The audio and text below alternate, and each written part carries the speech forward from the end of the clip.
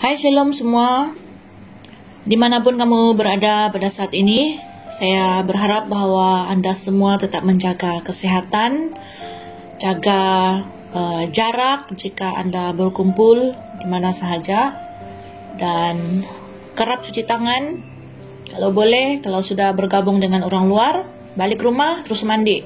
Oke, jadi pada kali ini kita akan teruskan pembelajaran kita untuk modul pertama, bab yang keempat. Tajuk besarnya adalah mempelajari Alkitab dengan tepat. Seperti biasanya, saya akan membaca dan Anda harus teliti untuk mendengar. Bagaimanapun, saya harap Anda dapat fokus mendengar dengan baik. Baiklah, mempelajari Alkitab dengan tepat. Alkitab adalah buku terunik di dunia, meski mendapat perlawanan keras dari banyak orang dan pertubuhan agama maupun politik. Allah tidak hanya mampu mempertahankan keberadaannya, tapi juga pencapaiannya sebagai buku terlaris di dunia. Keunikannya disebabkan oleh banyak faktor. Yang pertama, bukan sekadar buku biasa, tetapi sebuah kumpulan buku. Alkitab terdiri dari 66 buku, 39. Di antaranya ada di bahagian yang disebut Perjanjian Lama, sedang 27 berisi bahagian yang biasa dikenal sebagai Perjanjian Baru. Meskipun pada kenyataannya banyak manusia terlibat sebagai pengarang, tapi sesungguhnya Roh Kuduslah pengarang, editor, dan penterjemah. Walaupun ditulis dari masa ke masa oleh sejumlah penulis di zaman yang berbeza dan budaya yang berbeza, tema keseluruhannya secara unik dan tetap adalah satu. Tema utama penebusan kudus terdapat mulai dari Kejadian sampai Wahyu. Tema-tema lain mendukung, memperkuat, dan memperindah tema utama. Yang kedua, Alkitab ialah sebuah buku yang hidup. Walaupun Alkitab tampaknya seperti buku biasa, dicetak dan disebar dengan cara umum, Alkitab berbeza secara unik, sebab memiliki kualiti hidup yang tidak dimiliki buku lain mana-manapun di dunia ini. Yesus berkata bahwa firman-Nya adalah roh dan kehidupan, Yohanes 6 ayat 63, yang berarti bukan bunyi yang disalurkan lewat pendengaran, tapi perbualan rohani yang disalurkan dalam manusia rohani kita. Oleh sebab itu, kita tidak boleh sekadar membaca Alkitab, tetapi harus meminumnya secara rohani kita. Daud berkata, "Betapa manisnya janjimu itu bagi mulutku." Mazmur 119 ayat 103. Sejumlah ayat Alkitab mengajarkan firman Tuhan sebagai makanan, roti, daging, susu, dan sebagai tanda yang menunjukkan kita seharusnya makan, minum, hidup dari firman Tuhan setiap hari atau sepanjang masa. Roh kita hidup dengan cara ini. Kita seharusnya tidak pernah kenyang atau puas hanya dengan membaca ataupun mempelajari firman Tuhan. Kita harus makan dan mencernanya, memberi makan dan memperkuat roh kita. Yang ketiga, secara unik adalah bukunya Tuhan. Alkitab secara unik dan khas adalah firman Allah. Di balik kata-kata di setiap halaman terdapat hakikat dan sifat Allah. Kehendak dan tujuannya yang abadi diungkapkan dalam setiap bahagian. Oleh karena itu, kita harus berjuang menemukan apa yang Alkitab nyatakan tentang Allah. Kita harus belajar menafsir pikiran dan hati Allah di balik perkataannya. Dengan demikian, kita dapat mempelajari dengan benar bagaimana mengenal Allah dan memahami jalannya. 25 gagasan dasar untuk mempelajari Alkitab. Yang pertama, miliki versi Alkitab yang mudah Anda pahami. Ada banyak versi Alkitab pada masa sekarang. Beberapa di antaranya jauh lebih mudah difahami. Hal itu sering karena bahasanya lebih baru sehingga lebih mudah difahami. Yang kedua, bacalah secara teratur. Bacalah Alkitab seperti mengunyah makanan.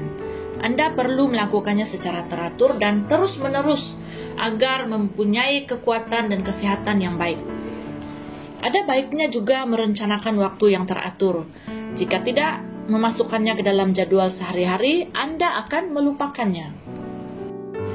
Mulai hari ini, Anda dengan pembacaan Alkitab. Yang ketiga, secara paling sesuai, sebaiknya Anda memulai hari Anda dengan pembacaan Alkitab secara pribadi. Umumnya, pikiran masih segar pada pagi hari serta mampu membaca dan mempelajari Alkitab. Juga bila Anda menemukan sesuatu saat pembacaan pada pagi hari, Anda dapat merenungkannya sepanjang hari. Anda dapat menyimpannya dalam pikiran sambil mengerjakan tugas sehari-hari dan menemukan kebenaran lebih banyak lagi tentang apa yang Anda baca. Jangan hanya mempercayai hal-hal itu dalam pikiran Anda. Saat Anda menemukan beberapa kebenaran, segera catat dalam buku atau Anda akan melupakan sebagian kecil penemuan tersebut. Yang keempat, mulai dengan bahagian-bahagian yang ringan. Ada banyak bahagian Alkitab yang artinya dalam dan membingungkan. Tidak bijak untuk mempelajarinya sebelum punya dasar yang baik tentang kebenaran utama. Puaslah untuk membaca, mempelajari, dan menguasai tema-tema ringan lebih dahulu sebelum Anda membahas bagian yang artinya dalam ataupun seperti nubuatan yang terdapat dalam Alkitab. Yang kelima, pribadi dan pastoral, ibadah dan doktrin. Ingatlah selalu bahwa tujuan utama pembacaan firman Allah adalah bahwa Tuhan berbicara pada Anda secara pribadi dan Anda memberi makan manusia rohani Anda.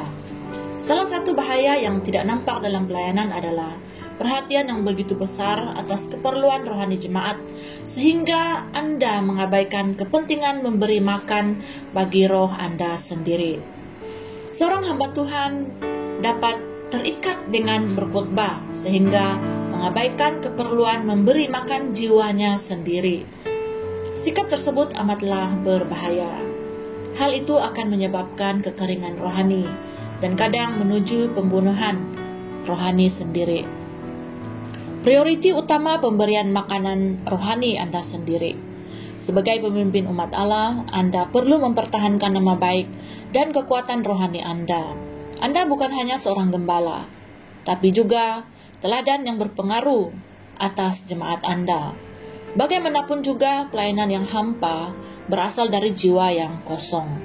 Anda tidak akan pernah memimpin umat Anda menuju kerohanian yang dalam bila Anda tidak pernah mengalaminya. Poin yang keenam, jangan hanya membaca, tapi makanlah dan telanlah.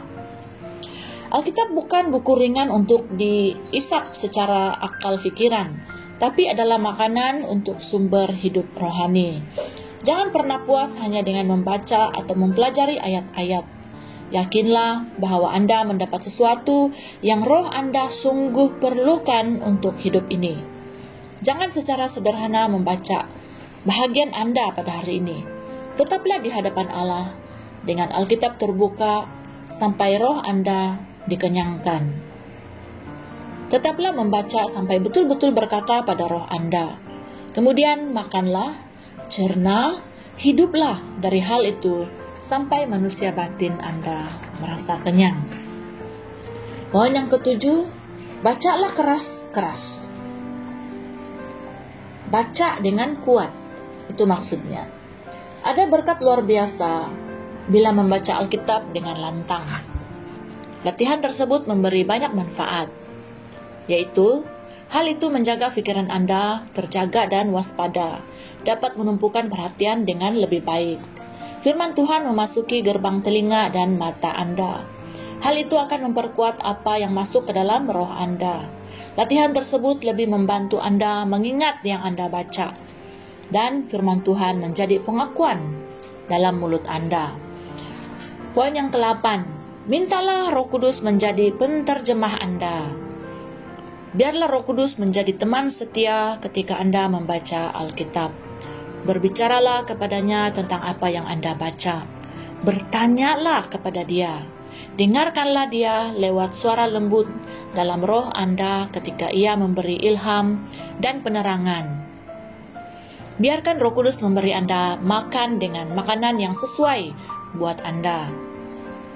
Poin yang ke-9, latihan merenungkan firman Tuhan. Merenungkan firman Tuhan sangatlah mendalam artinya dan besar kuasanya. Hal itu sering dinyatakan dan ditegaskan dalam Alkitab. Contohnya, Yosua diperintahkan untuk merenungkan firman Tuhan siang dan malam agar memiliki keberhasilan besar seperti yang Tuhan ingin dia alami. Yosua pasal 1 ayat 8. Yang kedua, Mazmur 1 ayat 2. Orang benar dalam Mazmur 1 ini juga merenungkan firman Tuhan siang dan malam. Raja Daud juga sering mengungkapkan perenungan firman Tuhan yang ia lakukan. Dalam Mazmur 77 ayat 12. Dalam Mazmur 119 ayat 15 dan pasal nomor 78 ayat 99.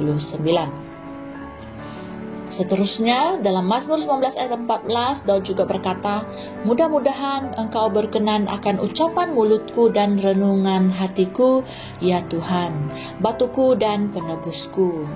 Timotius diperintahkan untuk memperhatikan semua yang telah dia ajarkan dan hidup di dalamnya sehingga kemajuan rohaninya diketahui semua orang.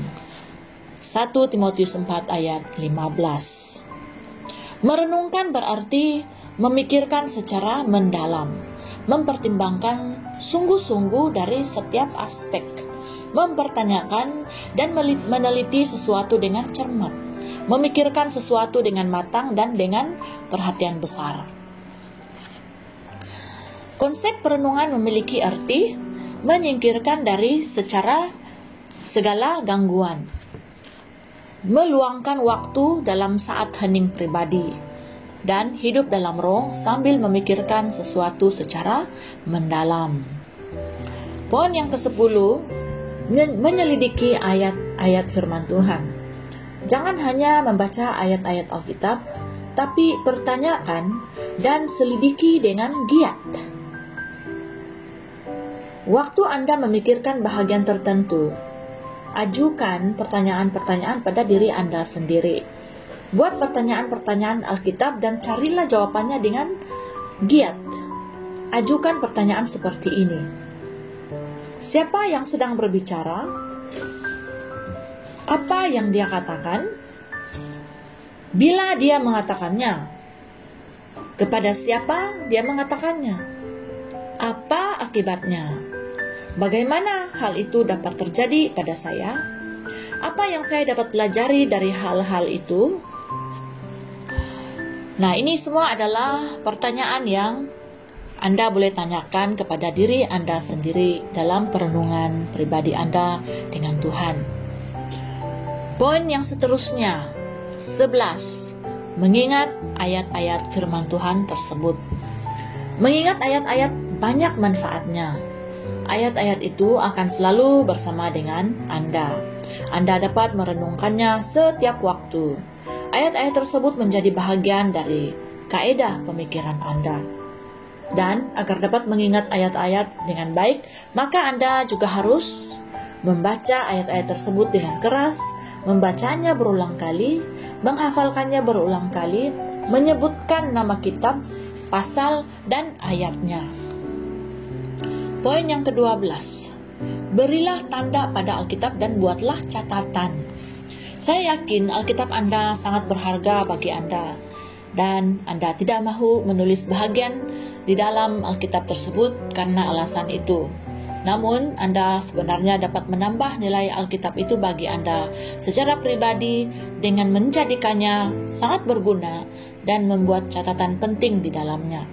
Setelah beberapa tahun, Alkitab Anda dapat menjadi sumber ilham yang luar biasa, sebab di dalamnya Anda membuat catatan dengan cermat. usahakan menuliskannya dengan rapi dan dengan jelas. Poin yang ke-13.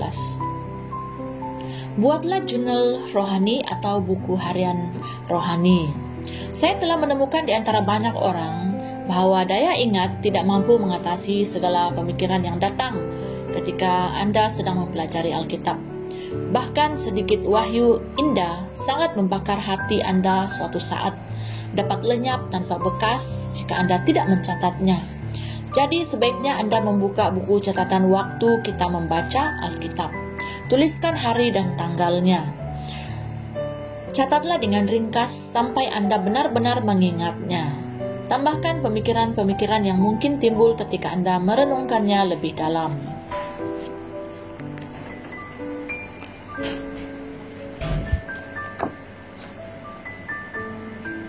Poin yang ke-14. Terapkan firman Allah dalam hidup Anda. Dalam Matius 7 ayat 24 hingga 29, Yesus membuat beberapa perumpamaan tentang kebijaksanaan dan kebodohan. Ia menggambarkan dan menjelaskan perbezaannya berdasarkan asas yang mendasar.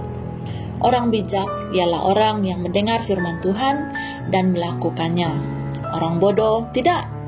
Orang bodoh ialah orang yang mendengar firman Tuhan tetapi tidak melakukannya.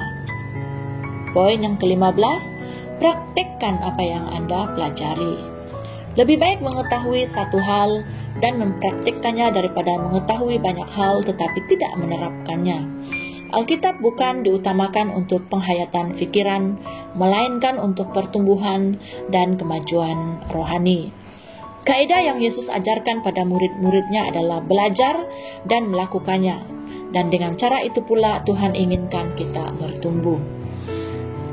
Poin yang ke-16, mempelajari pasal demi pasal. Cara terbaik untuk makan firman Tuhan adalah dengan menggigitnya sepotong demi sepotong. Satu pasal sering kali dapat menjadi potongan yang tepat. Pilih kitab yang sesuai dan mulailah membacanya satu pasal setiap kali Anda membaca firman Tuhan. Pusatkan pada pasal tersebut. Baca sampai habis beberapa kali. Baca dengan perlahan dan hati-hati. Selidiki dengan cermat. Carilah makna penting dalam setiap kata. Bila Alkitab Anda memberi sumber perbandingan, carilah pada setiap perkataan yang penting. Mungkin Anda dapat mengatur agar menyelesaikan satu pasal setiap hari, atau satu pasal dalam satu minggu, ataupun lebih. Apapun yang terjadi, Anda akan memperoleh manfaat besar dari cara belajar semacam ini. Poin yang ke-17. Baca satu kitab sampai selesai. Banyak kitab yang cukup pendek dan dapat dibaca habis dengan cepat. Kitab-kitab itu ada dalam Perjanjian Lama dan juga setiap surat dalam Perjanjian Baru. Cara ini menolong kita mendapat pegangan pada tujuan kitab itu secara utuh.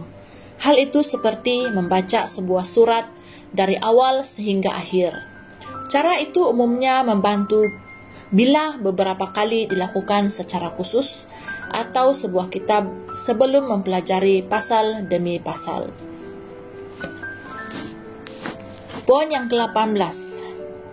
Rencanakan untuk membaca seluruh Alkitab dalam 1 tahun. Siswa yang serius mempelajari Alkitab akan mampu menyelesaikan pembacaan seluruh bahagian Alkitab dalam 1 tahun.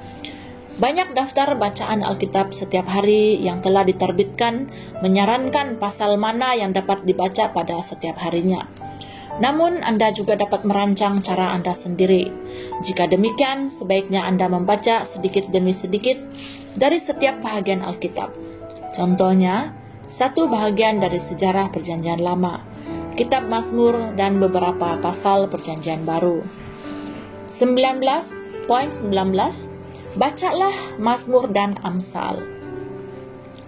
Mazmur dan Amsal menyimpan kekayaan luar biasa bagi kehidupan seseorang yang dicurahkan dan perkembangan rohaninya. Terlepas dari apapun yang Anda baca setiap harinya, Anda amat dianjurkan membaca bahagian dari kedua kitab ini. Karena Mazmur terdiri dari 150 pasal dan Alkitab dan Amsal 30 pasal, maka mudah sekali membaca 3 pasal Mazmur dan 1 pasal Amsal setiap hari. Porsi bacaan seperti itu akan sangat membantu perkembangan sifat dan penyerahan hidup. Poin yang ke-20. Bacalah perkataan Tuhan Yesus. Pembacaan yang amat menarik dari bermanfaat adalah membaca perkataan Yesus yang dicatat dalam Injil atau dimanapun juga. Beberapa versi Alkitab ataupun Perjanjian Baru yang diterbitkan mencetak perkataan Yesus dalam tinta merah. Hal itu semakin mempermudah pembacaan. Hal itu juga sangat menambah daya tarik dan memperjelas penggunaan kaidah itu. Poin 21. Pelajari kehidupan tokoh utama Alkitab. Alkitab berisi kisah kehidupan dari banyak tokoh menarik. Masing-masing bahagian mempunyai pelajaran penting yang kita dapat petik. Kehidupan mereka juga memberi pelajaran bersejarah yang dapat kita belajar sebagai prinsip kehidupan di hadapan Tuhan. Pilihlah beberapa tokoh Alkitab yang paling berkesan bagi Anda. Ikutilah kisah kehidupan mereka dalam seluruh bahagian Alkitab. Pelajarilah pengalaman mereka sebanyak mungkin. Perbuatan mereka apa yang membawa berkat bagi kehidupan mereka? Perbuatan mereka apakah yang tidak menyenangkan Tuhan? Masing-masing kisah kehidupan merupakan sebuah catatan tersendiri. Semuanya menyenangkan dan amat mengasihkan bagi Anda dari semua orang yang Anda didik. Poin 22. Pelajari satu topik atau tema. Mempelajari lewat tema-tema tertentu akan sangat mendidik. Anda belajar banyak tentang pikiran Tuhan dengan mempelajari apa yang Alkitab ajarkan tentang topik-topik penting. Poin 23. Mempelajari mujizat-mujizat dalam Alkitab. Dari awal hingga akhir, dari kitab Kejadian hingga kitab Wahyu, Alkitab berisi mujizat. Alkitab adalah buku mujizat yang kekal. Mujizat adalah sesuatu yang Allah lakukan, yang melebihi asas-asas alami.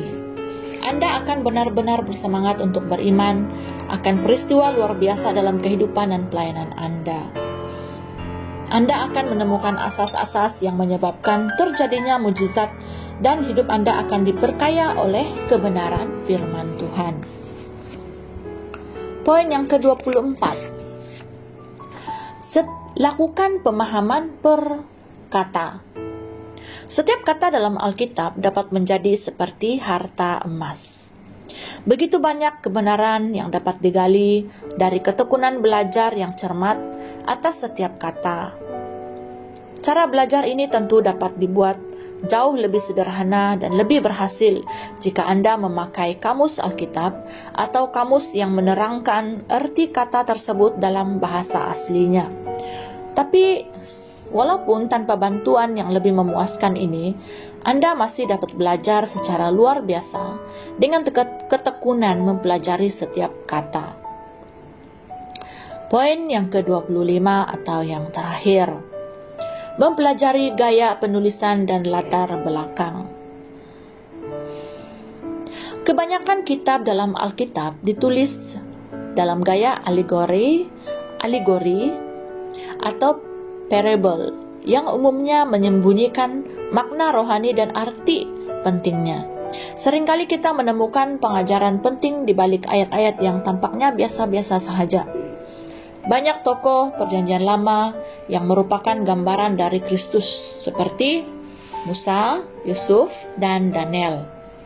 Oleh itu, pelajari salah satu kehidupan tokoh tersebut. Temukan persamaannya dengan Mesias. Cara belajar seperti ini dapat sangat menyenangkan, tapi harus lewat pendekatan yang hati-hati. Kita tidak boleh membiarkan imajinasi manusiawi ikut terlibat. Ayat-ayat Alkitab harus dibandingkan dengan ayat-ayat Alkitab secara murni.